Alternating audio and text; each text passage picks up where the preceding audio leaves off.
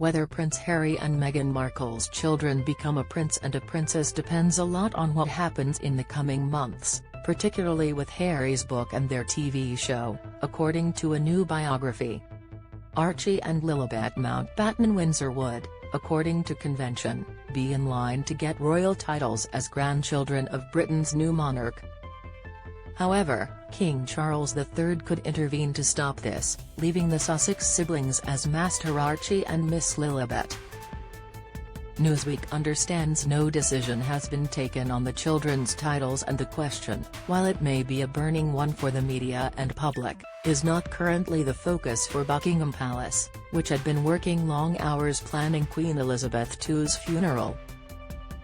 In the upcoming biography The New Royals, Vanity Fair royal correspondent Katie Nicholl writes, would Charles go as far as barring Archie and Lilibet from becoming a prince and a princess now that the Sussexes are no longer working royals? According to a source close to the king, it depends a lot on what happens in the coming months, particularly with Harry's book and their TV show. Archie and Lilibet's titles are governed by the George V Convention, which is based around letters patent issued in 1917 in Britain that say the grandchildren of the monarch should all be styled as princes and princesses. That means there was no right to those titles for the Sussex children during the Queen's lifetime, as she was their great-grandmother. However, now that Charles is king, the expectation would be that Harry and Meghan's son and daughter would be known as Prince Archie and Princess Lilibet. Charles could potentially intervene to stop that transition, and Meghan famously told Oprah Winfrey in an interview in March 2021 that there were conversations about blocking those titles.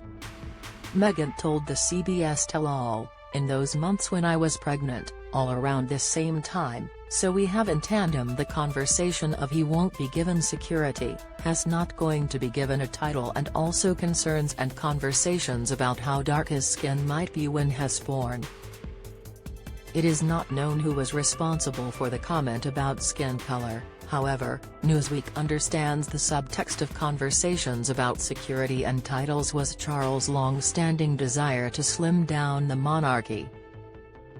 Meghan added, "But the idea of our son not being safe, and also the idea of the first member of color in this family not being titled in the same way that other grandchildren would be.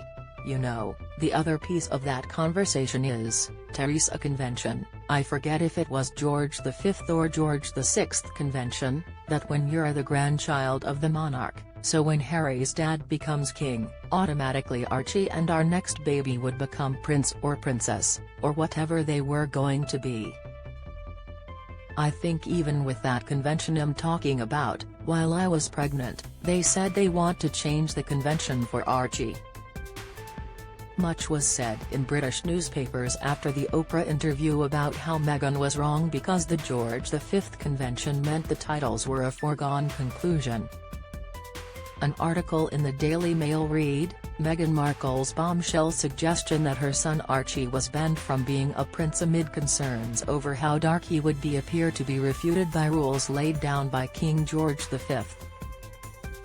It added, under the George V rules, Archie would still be entitled to be an HRH or a prince when his grandfather Charles, the Prince of Wales, accedes to the throne.